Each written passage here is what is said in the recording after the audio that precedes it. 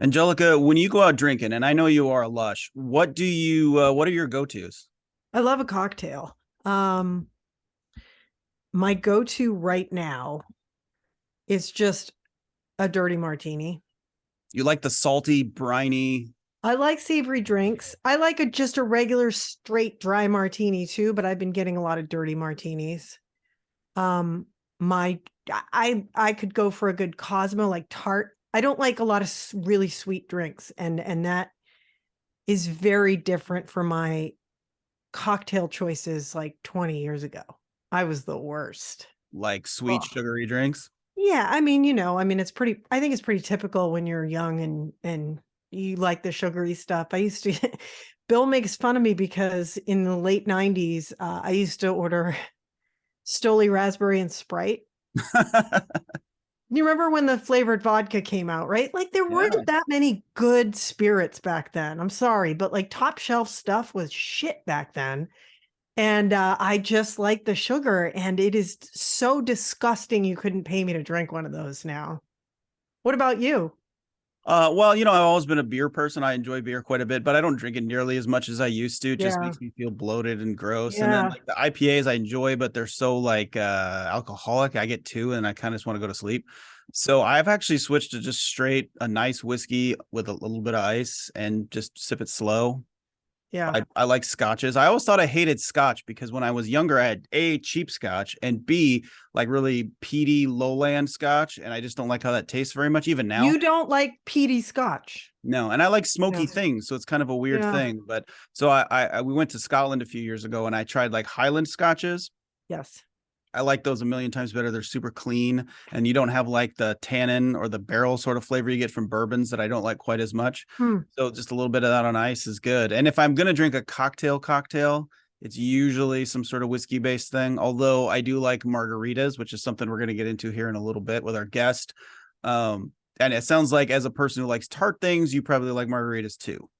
I do, but here's the thing, and I wish I were different, but I don't like tequila. Yeah. And I've had really good tequila that I've sipped and I've liked it, but most of the time when you get a margarita, it's not great tequila. Um, I like all the ingredients of a margarita, but if it has a strong crap tequila taste, then I can't finish it. Yeah, but isn't that true of like most drinks? Yeah, Bad it's booze true. Especially ruins drinks. vacation drinks. Like I don't want a rum drink usually. And I'm sure there are fantastic rum and tequila drinks everywhere in Portland. I need to branch out and hopefully I can learn something today. Yeah, let's hope so. One more quick question. Have you ever been blackout drunk? You had to have been. Of course. You're from Boston. Last week. No, I've been blackout drunk. Yes, a couple of times. Once I thought I almost had to have my stomach pumped, but I didn't die that night. What about you? There are two moments that I don't remember them exactly because I was blackout drunk, but one was Marissa and I thought we were really smart and we did whiskey with beer backs at a bar, and then we snuck beer into the Cinemagic theater and we watched a movie. And I don't remember what it was because I was, and then we walked home and we just realized at some point, like, how did we get here? We had no idea how we got there. We were almost home. And then the other time is when I was 19 and, pre legal drinking, we took the ferry up to Victoria, British Columbia because it's 19 in Canada. And my buddy and I went to this bar and it was a $2 special. To remind you, this is the late 90s, but it was a $2 Right. special shot of cheap tequila and a Corona for $2. And I had $12. You know what I mean? And so we walked back along the marina and he kept climbing on boats. And I remembered all this later, and I remembered it because I was taking pictures the entire time with my little disposable camera. And I'm like, I'm documenting his crimes essentially. He's climbing on boats and like trying to break into boats. And I'm like, so those are the two times that stand out to me. And no lingering feelings about the specific alcohol that got you that drunk, because I think that might be where my tequila thing comes from, because the worst night I ever had with alcohol was just doing Cuervo shots all night. And it was supposed to be, I'll meet you out for one drink because I have to go to bed and do the morning show. This is 27 years ago. And it's 1:30 in the morning. And I am so like blackout drunk at someone's house in their bathroom. I don't even know the person. It's a friend of a friend. And we ended up at a friend's house. And I had to go home, take cold showers, sober up, go anchor a morning show. My head hurt so bad. Pretty sure I was still buzzed on the air. I got called to the general manager's office, thought I was going to get fired. And he told me it was the best show he's ever seen and he wants to see it every day. So there you go. Welcome to the Film Swap, the podcast where we take a look at the films we've let slip through the cracks or purposely shoved into the cracks for whatever reason. I'm Nick Voll.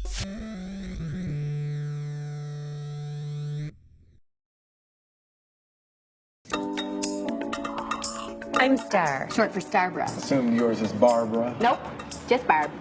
Plain old Barb. I want to thank Barb and Star for hosting tonight's Talking Club and for making their hot dog soup. I like the salt. I like the hot dog. It's not as runny as it usually is. What is she throwing? I hope she gives me bigger teeth.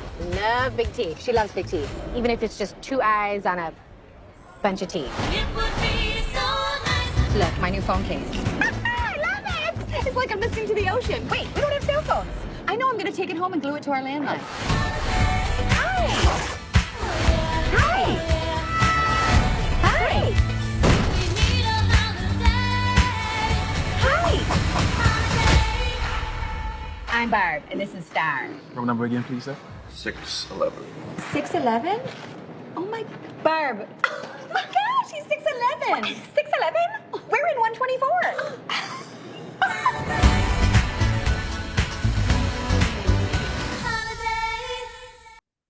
Barb and Star Go to Vista Del Mar is a 2021 American comedy film directed by Josh Greenbaum from a screenplay by Kristen Wiig and Annie Mumolo, who also star.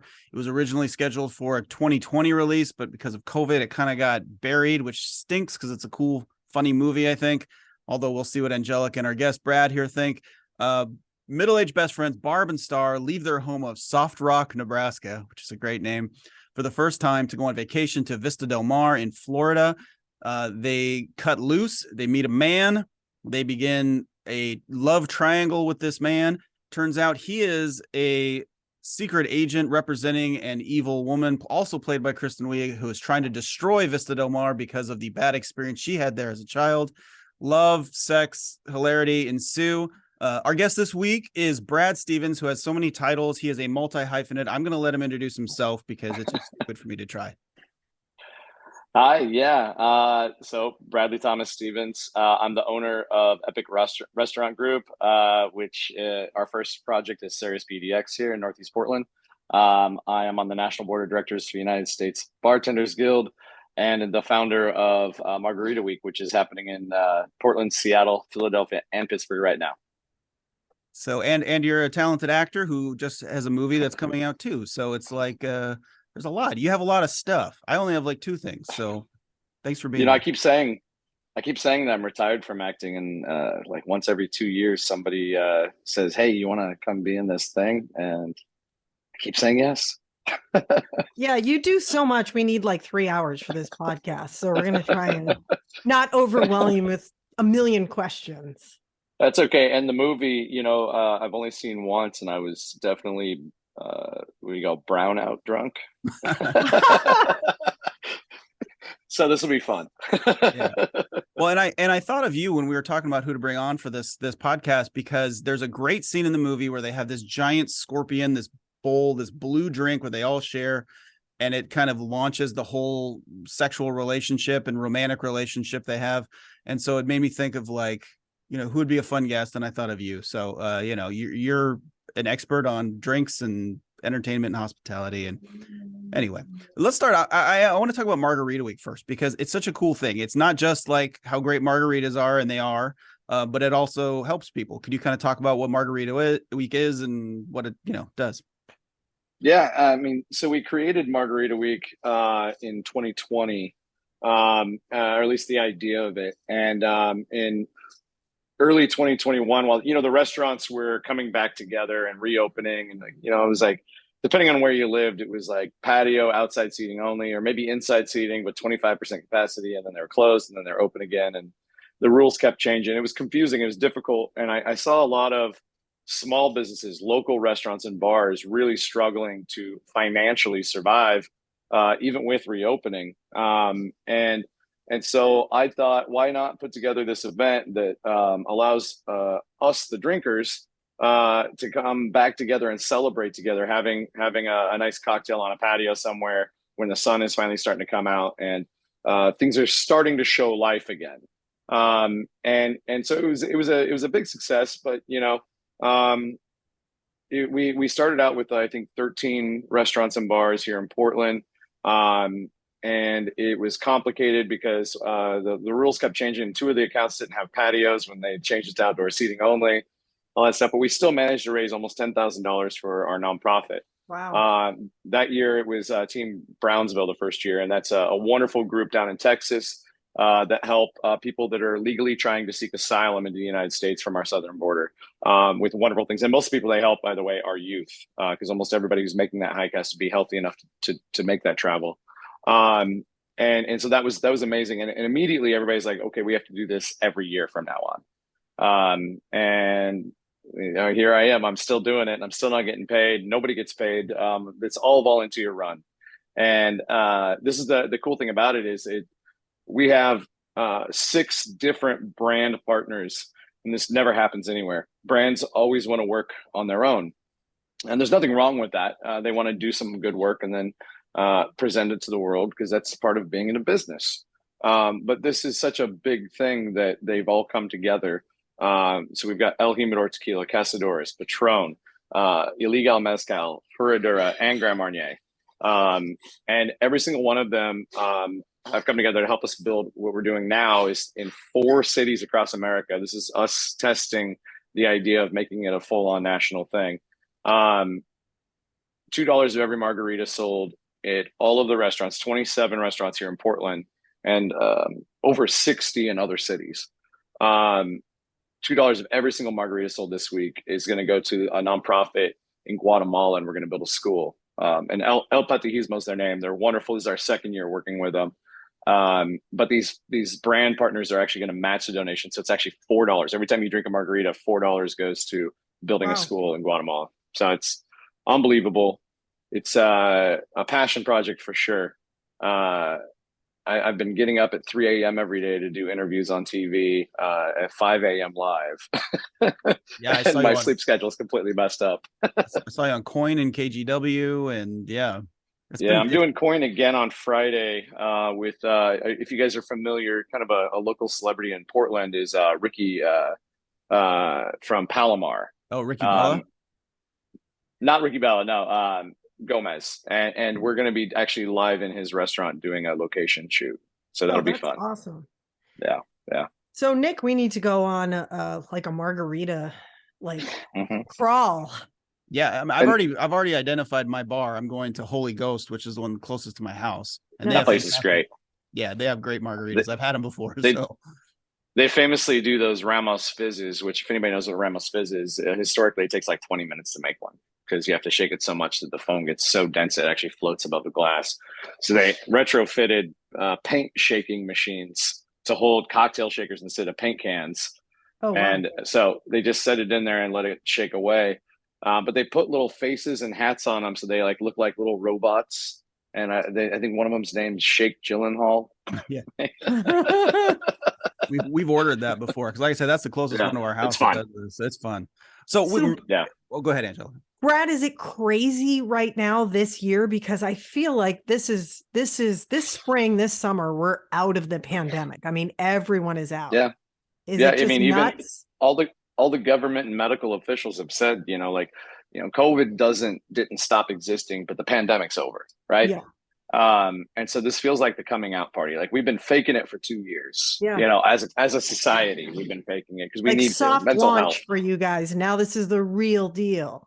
Yeah, I've got a small restaurant here, Cereus PDX. We have 13 tables inside, and most of them are 2 tops, right? Tables for 2 people. Mm-hmm. So if you have 3 or 4 people, I'm putting 2 tables together. It's a tiny restaurant. But my patio doubles my size. And the second the sun comes out, I don't care if it's a Tuesday or if it's a Friday night, that patio is full as long as the sun's out.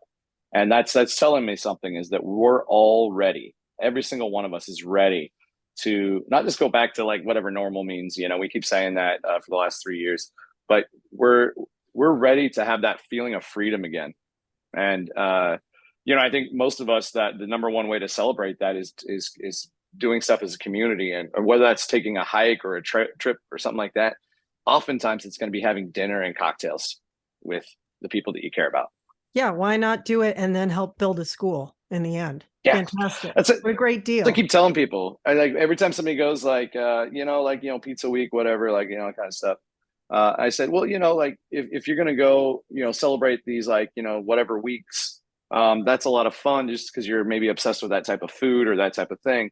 The big difference here is most people, in their like 20s and 30s, they're probably going to meet a friend for a drink this week anyways. So if you only have one drink this week, why not just have a margarita? Yeah. And I'll tell you, Angelica, you were saying that tequila is not your thing. And that's completely fair. We all have different palates, but don't blame the tequila. Unless it literally is a flavor thing. It's a company or a group, a government body called the TTB that you need to worry about. They are, sorry if there's background noise. That's fine. We'll keep going. Okay. The TTB is the governing body of the United States that tells us what the rules are for spirits. And for some reason, tequila and rum is another big one, have rules that are different than they have for like bourbon and cachaça and champagne and cognac and all those things that we have high regulated respect for. So you can have a bottle of tequila that's 100% agave. We all know that term these days. We didn't used to back in the Cuervo Gold days, right? They say 100% agave on it. But it doesn't tell you is that maybe there's glycerin in it. Maybe there's caramel added to it. Maybe there's these other approved additives that Mexico allows. And there's actually a big conversation in Mexico about, what they want to do with that. And none of these additives, first off, none of these additives are bad things. But if you don't know they're in there, they may affect your body in a different way. And so I always say there's a great website called tequilamatchmaker.com. And you can actually look up virtually every tequila that's sold. There's a 4-digit number called a NOM on the bottle of tequila. You can look it up in this. It'll tell you so much about the bottle, but they have a program there called Additive Free. And it's every brand that has gone through the process to prove that they have 0 additives in it. And so you can scroll down there and find your favorite brands of tequila that are additive free and feel a little bit better about like how you're going to feel tomorrow after drinking it. Mm-hmm. And I think it's a really cool thing that hopefully will trend, and the TTB will be forced to listen in the future about that. Yeah, that's good. I had no idea. Yeah. I didn't know. And I have one more. Oh, go ahead. Oh, I was gonna say it's big business, alcohol. Just like any other industry, you've got lobbies and you got these things. But you also have a lot of amazing people making these bottles. And so they just have to follow the laws. Right. So they'll be mad at the people making it, be mad at the fact that just like when you buy food, a lot of the food you eat, you don't know what's in it, Yeah. So margarita in its essence is a very simple drink, but what makes a really good margarita? Because Margarita Week, you're going to try all kinds of different margaritas that are fancy, made different ways. But what are the basics? What do you got to get right to have a good margarita? Well, I mean, the first thing you want to do is have a good quality tequila. It doesn't have to be the most expensive tequila either. And like most of us, we drink the brands that we've been told about, right? So you got your celebrity tequilas because they have massive advertising, right? And you have the ones that have been around forever. Like Patron is a great brand. They've been one of our partners the whole time. Maybe that's not your favorite tequila. Maybe it is. But you have to start with is a good quality tequila, period. And then for my beliefs and for a lot of bartenders' beliefs, fresh squeezed lime juice. So fresh citrus, good tequila. Everything else you can play around with. You're going to need a sweetener. Some people believe that agave nectar is the best sweetener to use because it enhances what the tequila is made from anyways by adding more agave flavor to the margarita. Some people believe a white sugar syrup, a simple syrup, is better because it affects the flavor overall of everything else less, right? You can play with the salts and sugars, like having Mexican tahini on the rim instead of salt is really fun. My old college dive bar, Suki's, is a part of Margarita Week this year. And that's one thing I love is it's not just the really elevated cocktail programs. It's every type of bar in the world is a part of this because we're every type of drinker. And so this really cool hole in the wall karaoke bar in Southwest Portland's part of it. And they're a Korean family owned restaurant and bar. And so they have a margarita that uses a Korean peach soju that they cook down into a sugar syrup as the sweetener. And so it's like, it's still lime juice and tequila, but their sweetener has got this really wonderful fruit flavor that comes from this Korean, cultural spirit, and kind of gives you a little bit more fun. And a margarita should be fun. Some people like the sweet cocktails; they want the sugar bombs. Some people want a more sour, right? That's me. Yeah, me that's too. up to I your like palate. the sour. What's your margarita of choice? Like your perfect margarita, what does that involve? I mean, that depends on my mood. At my restaurant, we're doing a Tommy's margarita / Cadillac margarita as a slushy, and I love a slushy. They're just fun, Yeah. and they're also good in service because if I get 400 people that want a cocktail, I can just do this 400 times. Go, here you go. This is delicious. It took me hours to make earlier, but now I get to just hand it to you. Excuse me. So at Tommy's margarita, if you go back in time, there was this era, and you guys were talking about this with like the flavored vodkas on the wall. There was this time, kind of in the 70s through 90s era, where some people reference it the dark ages of cocktailing, and the reason they refer to that is because it was that time where nobody really knew how to do the making drinks part of bartending. There was a lot of people that are really good at the hospitality part, some of the best, fastest mixologists, flair bartending with showmanship was going on, doing all that juggling. But all of the cocktails were made with as cheap as possible products. You'd walk into a bar and there'd be 75 bottles on the wall, and 65 of those 75 bottles would be different flavors of one brand of vodka. And if you're a big flavor vodka fan, that's your favorite bar for sure. And I've got probably 30 vodkas in my bar, and I drink all of them. But there was this time where in San Francisco, Tommy's Mexican restaurant, their head bar manager, who was the son of Tommy, said, I'm sick and tired of this. And so he created, when everybody else was using the lowest quality tequila and sour mix off the gun with all these artificial flavors and chemicals and additives in it, he said, I'm making Tommy's margarita, which is what I talked about earlier. Good tequila, fresh lime juice, agave nectar, fresh agave. And he didn't use any triple sec, didn't use any orange liqueurs, didn't do any of that. He just wanted to spotlight Mexico's most famous drink. And so I talked to the Grand Marnier people, and they said, we'd really love it if you did a Tommy's margarita. And I teased him. I said, well, if I do a Tommy's, how am I going to use Grand Marnier? But my second favorite margarita of all time is the Cadillac margarita. Now, this is the margarita that Larry Cano, the founder of El Chorrito restaurants in the 50s, 60s, and 70s, created the first elevated Mexican restaurant in all of the United States. He invented the tableside guacamole. He gave us the sizzling fajitas. He gave us all of those things that we think of when we go to Mexican restaurants and make us excited, things on fire. He was a showman, but he was also really proud of giving people fresh quality ingredients. Now, eventually he sold the company, and you look at, the Chevys of the world, which still taste good, but, had a very different idea of how to create these experiences and what ingredients to use.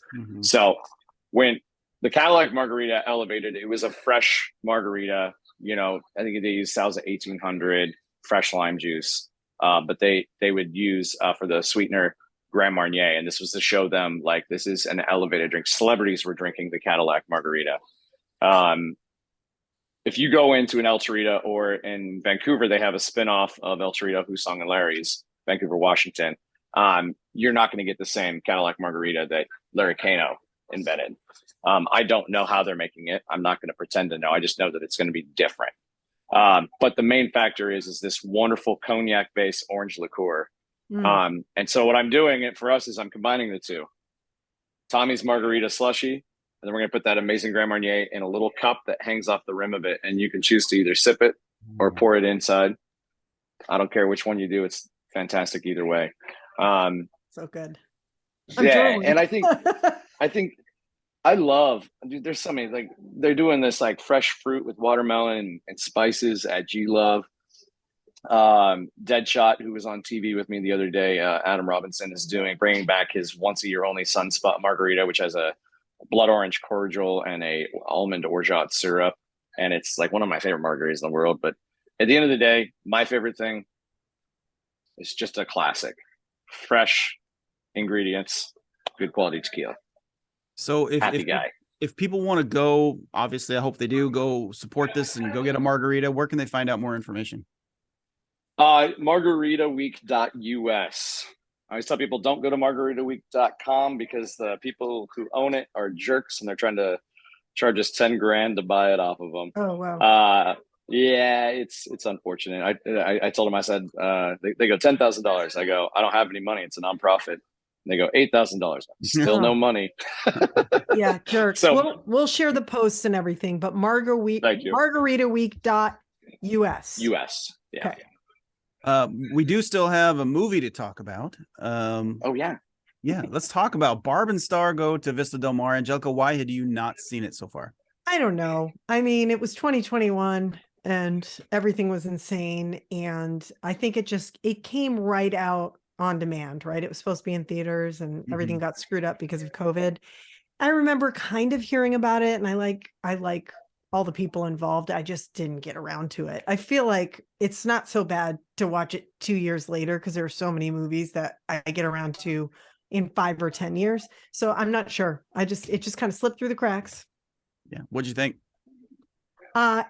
This is an absolutely insane film. It's so campy, but I think it works for the most part. Honestly, it had me at guilty, which is right at the open. I mean, who doesn't love a Barbra Streisand, Andy Gibb duet? I used to stare at that album cover when I was a kid for hours. And I remember how perfect their asses looked in those white pants. And so I'm like, oh, this is going to be great.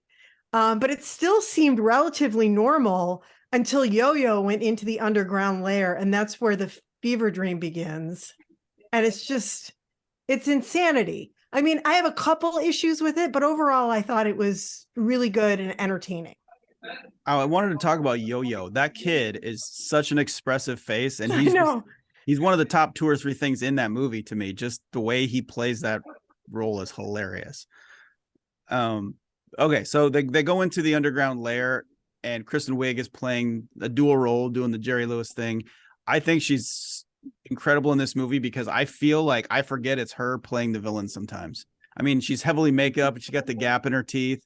And I also feel weird to say this, but I find her pretty attractive in that role. Like, I don't know what it says about me. She's like pale as a sheet. She's psychotic. She has no eyebrows. But I mean, if I were a single man, you know, I get Jamie Dornan's thing. You know, he was in what's that? The sex movie with Dakota Johnson. Oh yeah, 50 Shades of Grey. So he's obviously like, there's something about him. They cast him as liking, you know. He's freaking hot. And he's really good in this too. He's funny. I thought he was like one of the best things about the film. Yeah, I agree. Like he's so sensitive in this movie. Brad, you said you saw it when you were drunk. What is your recollection of this film? It was those mosquitoes. I already have a thing with mosquitoes. Like, I don't like them. Like, people don't like spiders. I don't care about spiders. Mosquitoes, it's like there's so many diseases inside of them. They freak me the heck out. I went to Southeast Asia for a few months with my, at the time, ex-wife. And it was weird is that she had like 3 bites and I had like 75 bites. So like, they know I'm scared of them. So I think having killer mosquitoes, that's probably the scariest movie concept I can come up with. I know. Mosquitoes are the worst. They do like certain people. I think they're attracted to certain people. And don't they kill more people than anything on Earth? It's like the deadliest, you know, of any animal or insect or anything, I think. There are scientists right now trying to, and they've been doing this for a while, trying to come up with a way to put a poison into a mosquito that will kill all mosquitoes on Earth, but somehow not have a negative impact on the rest of the world. And I am kind of scared of that also, because they're probably going to do it wrong, and then it's just going to screw up our whole ecosystem. It's going to literally turn into the plot of this movie, only it's going to work out. Yeah. But yeah, they kill a lot of people. Yeah. So the best thing to me about this film, Nick, and I think you'll agree, because I think you like Bridesmaids too. Mm-hmm. Who doesn't? I just think Kristen Wiig and Annie Mumolo, it's their real life friendship. I mean, they're so perfect together. I guess they came up with this idea while they were writing Bridesmaids. They were inspired by the tangents that they would go off on about Lillian's mom. So Lillian was played by Maya Rudolph in Bridesmaids, and they would go off on these tangents about Lillian's mom, and they had all these scenes with her. Then they realized, like, we can't put these in. They all got cut because it had nothing to do with the plot of Bridesmaids. So then they had all this material for a great movie. But I just think the two of them together, I mean, this is why they were nominated for Best Original Screenplay for Bridesmaids, right? They're just so talented together. This is one of those magical friendships in Hollywood. Their chemistry is perfect. It's like Steve Martin and Martin Short and Amy Poehler and Tina Fey, like, they get together and they just give us these gifts. And this was one of them. It's not Bridesmaids. It's not as good as Bridesmaids, in my opinion, but I think, like, this was crazy, and it was good crazy. It reminded me a lot of Anchorman, because in Anchorman, you just never know what bizarre thing is around the corner. The plot is almost completely unnecessary. Like, it's not really about the plot. And I was thinking as I watched this movie, how unnecessary the villain and the mosquitoes plot really was. If the movie was just them on vacation trying to, like, a romantic triangle with the guy whose name, Jamie Dornan's character, I think that would have been a fun movie too. You know what I mean? So yeah, I agree. I do love their back and forth. I love their, like, silly, like, Midwesternisms, as somebody who has some of that in me. Like, just, you know. I agree. I do think it sometimes veers into that SNL random skit territory where some of the stuff could have been cut out. Like, it's a little long, and it's like, let's watch the quality over quantity. Sort of like the Family Guy problem, where they're just jamming in random references and one-liners for no reason. And it feels at times a little self-indulgent, like they're doing it for themselves. Like the Morgan Freeman crab thing, I was like, yeah, they could have cut that. That's ridiculous. I wasn't really laughing at that part.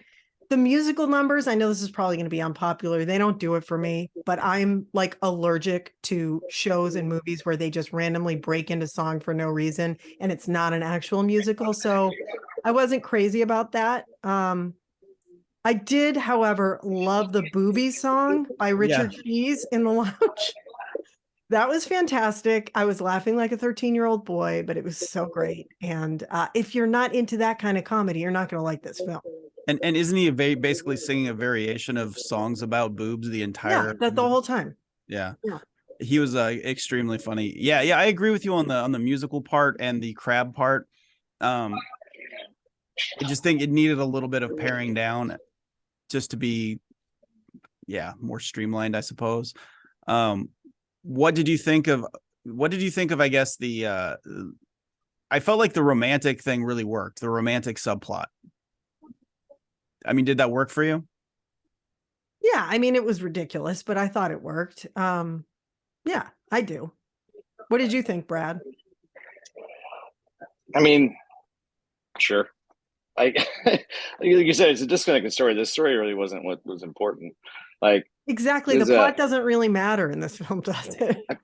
I feel like they kind of, like, they pull a trick on you. There's a comedian that I like, and he has this bit that he does where he tells two jokes that are kind of fake jokes, and they're not connected whatsoever. So he tells the first joke, and then he jumps into the second joke, and it's kind of jarring because there's no, like, bridge.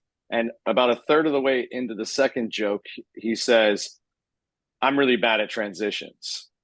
And that's the actual joke, is that he's using two fake jokes to set up this 1 second thing.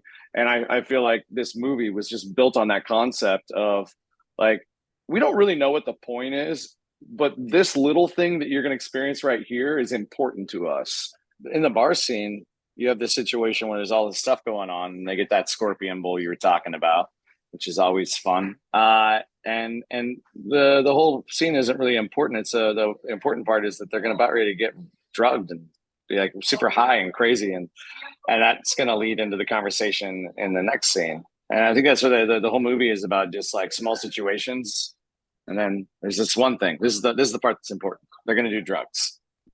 Have you ever heard of a treasure at the bottom of a scorpion bowl? That seemed I mean, this sounds stupid in a movie this far fetched, but I'm like, there's no way a bar gives them ecstasy or whatever it is at the bottom. No.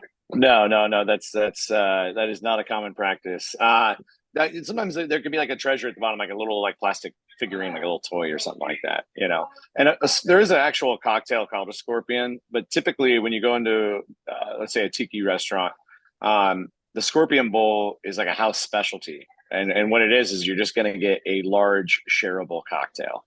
And a lot of times the bartender either has a specific recipe they make for somebody every time that's their specialty, or they make up a new thing every time.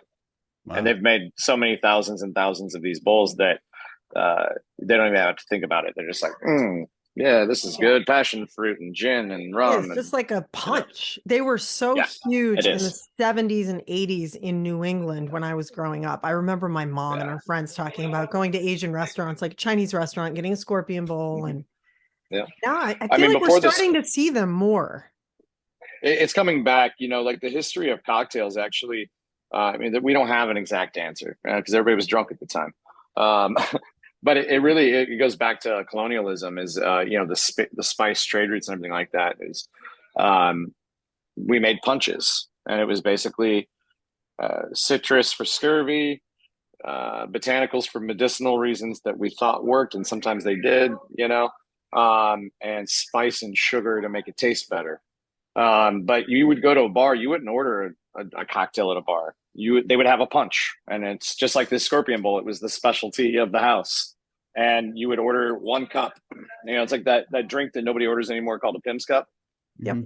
That was a guy named Pim made punch, and they were getting a cup of his punch, and that's what bars were. It wasn't until much later, and especially like in like London and areas like that you started seeing this like cocktail revolution happen, where people were getting specialized drinks from a menu.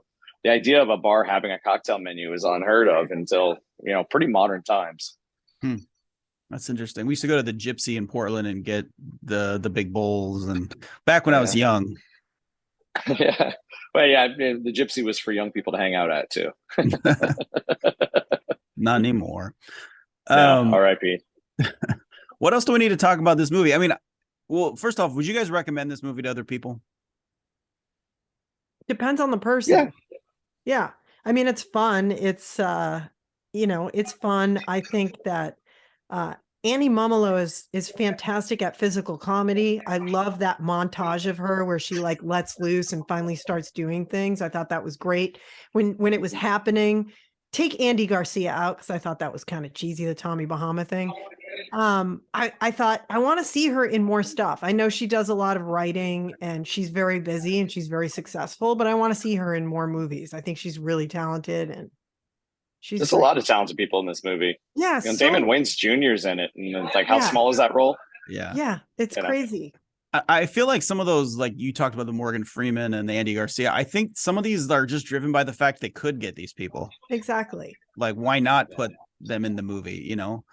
I would definitely recommend this movie. I think it's like worth all the bad parts, or the laughs are so big in the big parts to me that it's worth it. I like simple things like they're the best friends in the world.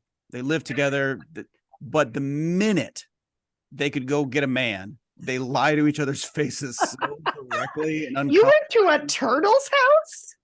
Like, it's not a very healthy relationship with Triangle either. I mean, the Edgar guy like threatens her, like, if you don't love me back, I'm gonna do this. That's like the worst trait you can put in a male figure in any story.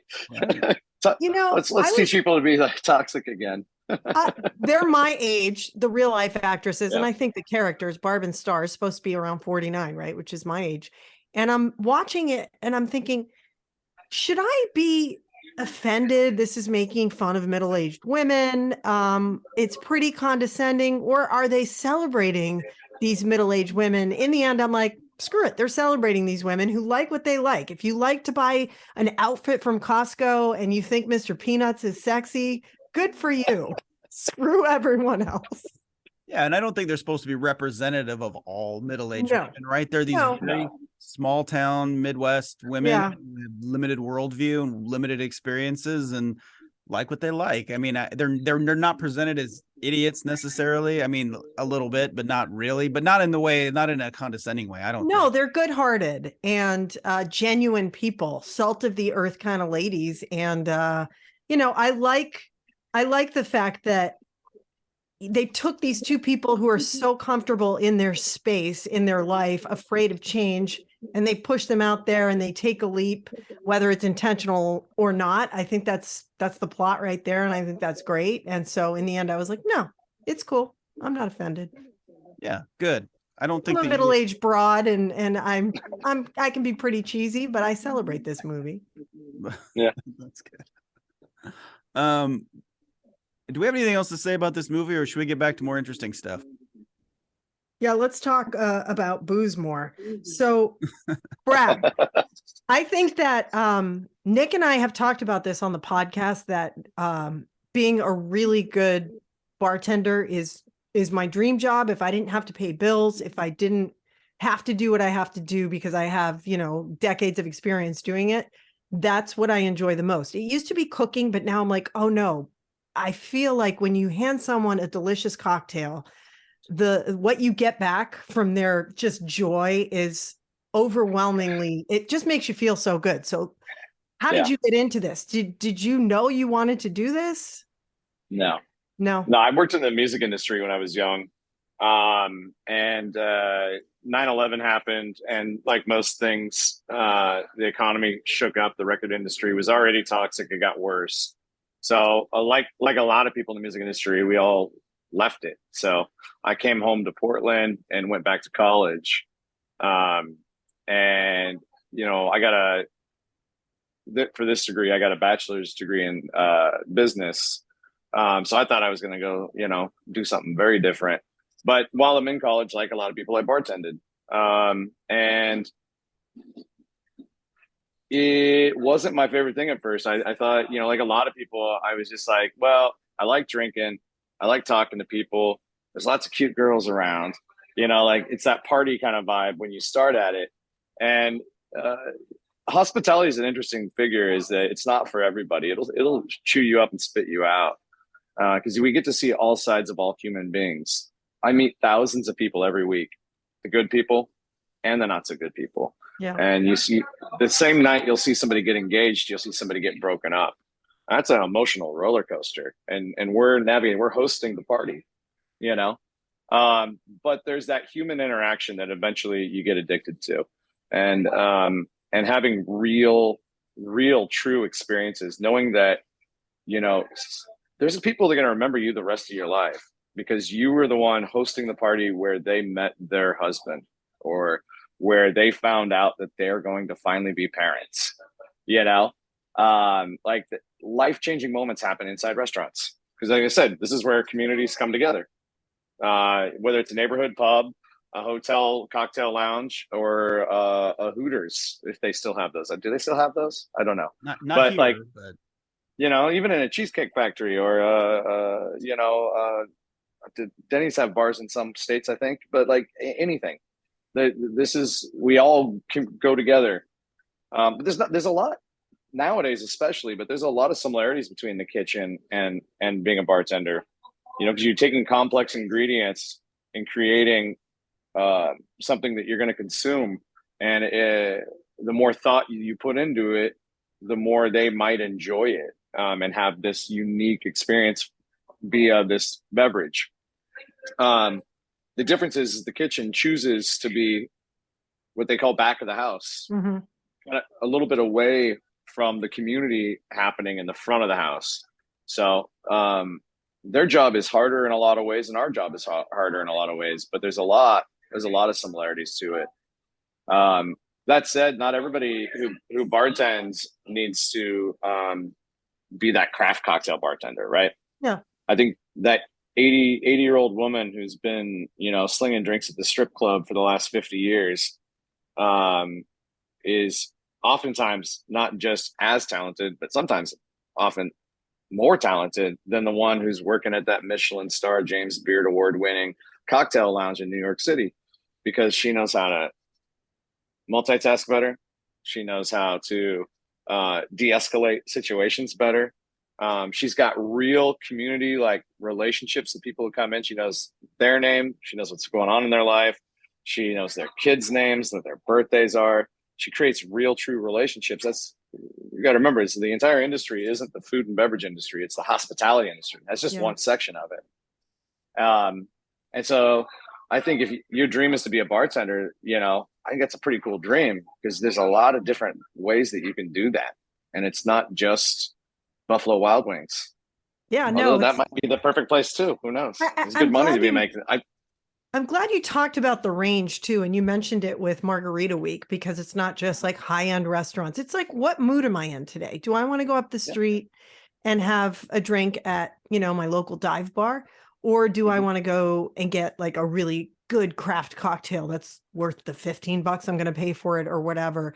And you do get that different experience and the different interaction with the people who are making those drinks and serving you those drinks.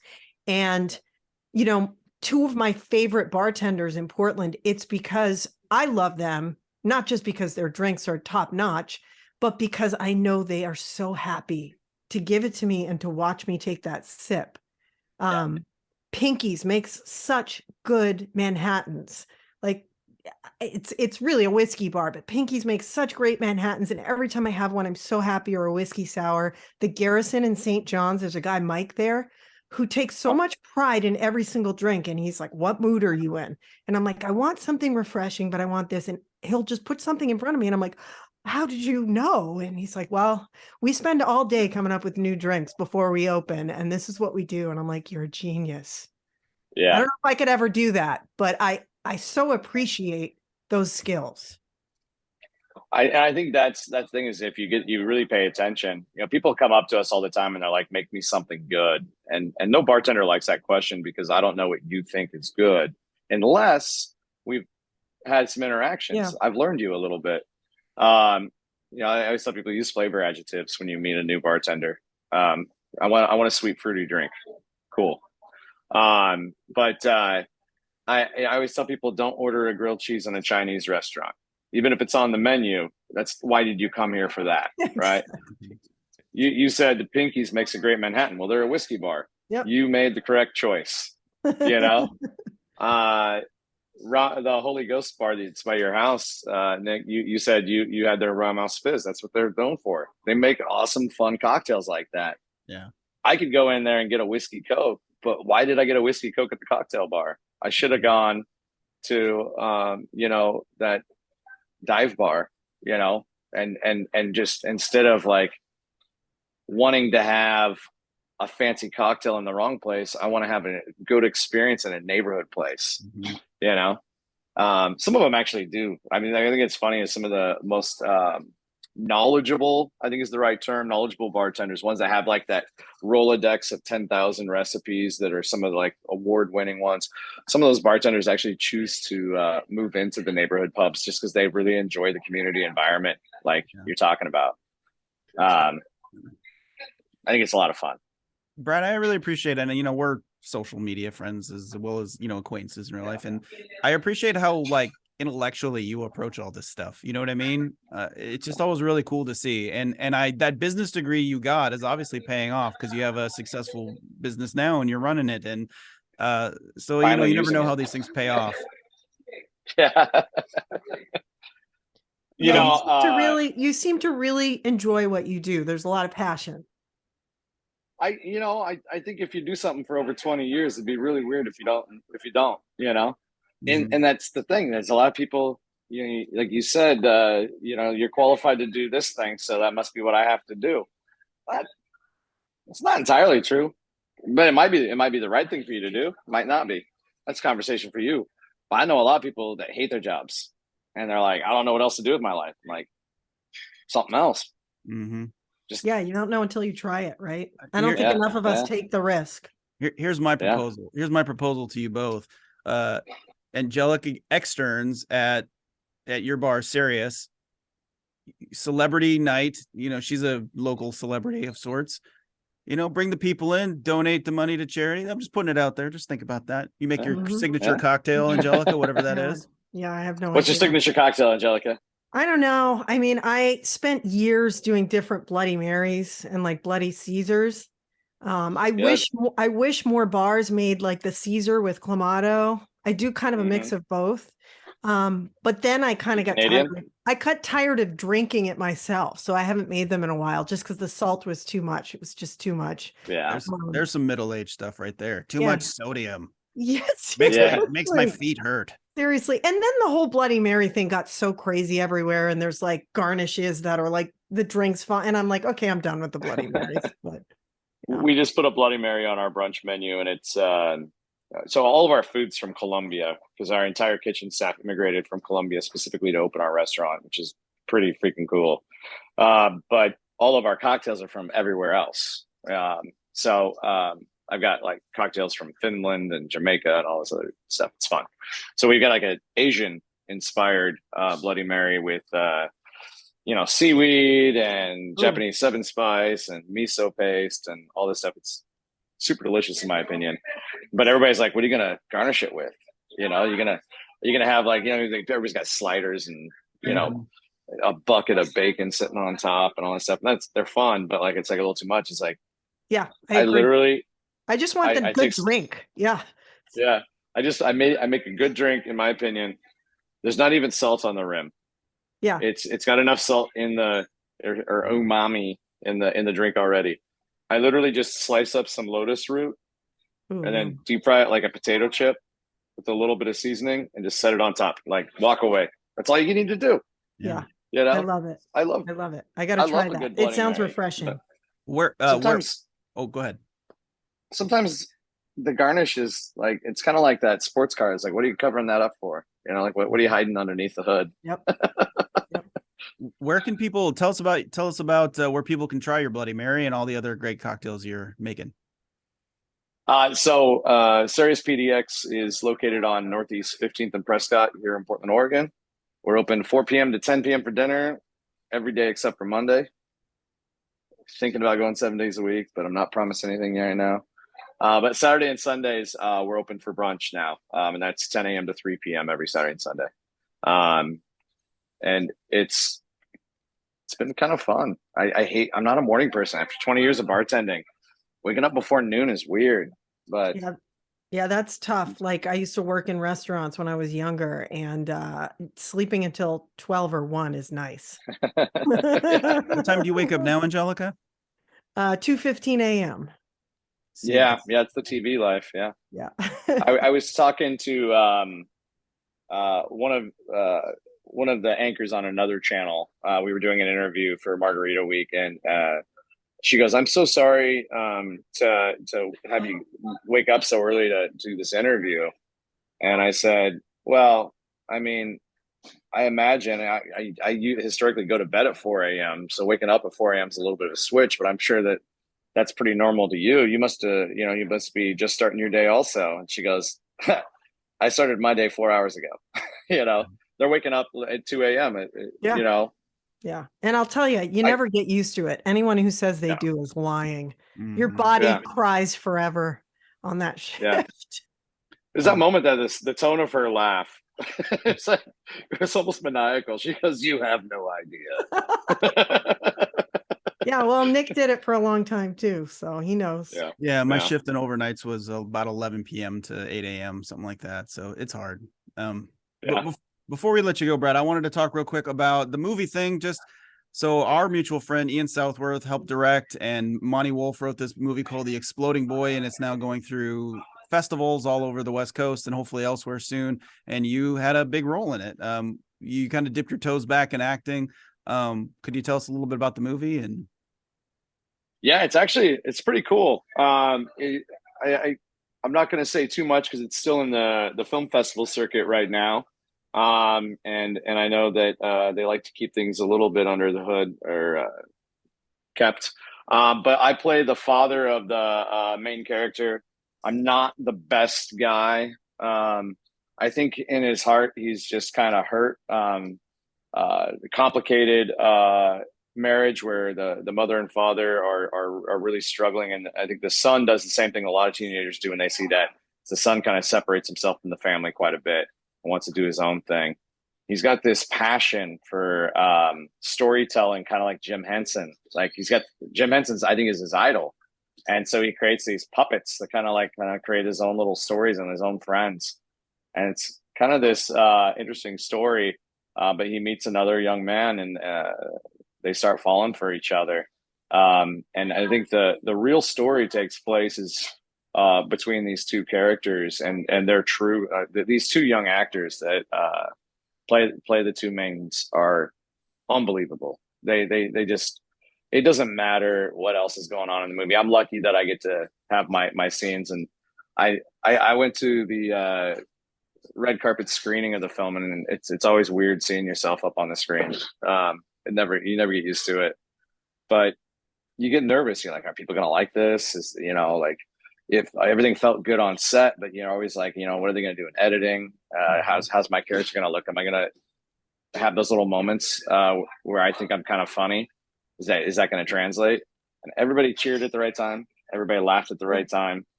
At the end of the movie, they stood up and applauded.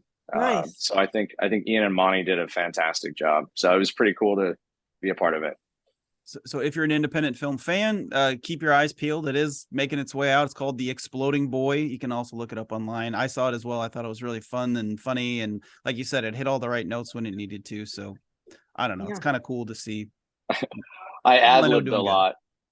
And I always ad-lib, it's, you get the main idea. And then try and make your emotions tell the story. And some people that works for us, some people it doesn't. But there's this one scene where I'm in an argument with my wife, and I just start swearing, and I thought they were going to cut it. and that was funny. They didn't cut it, and it's like one of the best laughs in the movie. Nice. That's awesome. I can't wait to check it out. Yeah. Brad, thanks for joining us. We've already taken you up for an hour here, so we'll let you get going. I really appreciate it. Congrats on Margarita Week. It's a huge success, and I look forward to getting mine on Friday.